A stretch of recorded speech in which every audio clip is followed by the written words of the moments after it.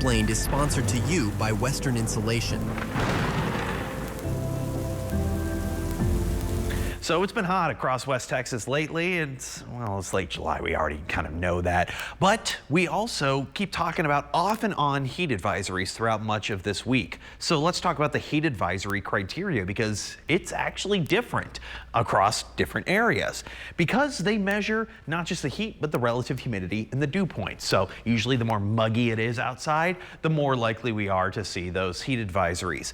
The large elevation changes within counties and regions. So that's why we're seeing, hey, places around Alpine, especially those high elevations, are under the heat advisory, but not the entire county.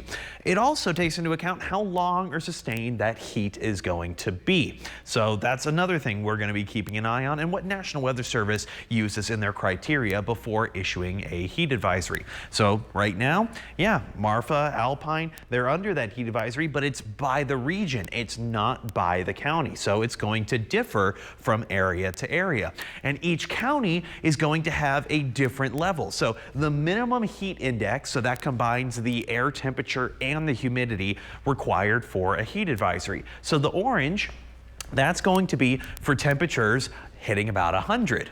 Then you get a heat advisory. Everyone in the red needs to be at least 105 before you get the heat advisory.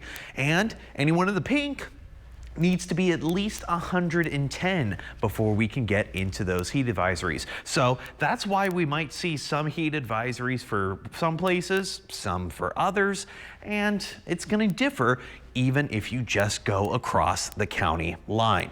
And considering that I don't have a whole lot of relief in the forecast, you want to stay tuned to us. We'll keep you updated with all the latest with those ever-changing heat advisories. Crystal.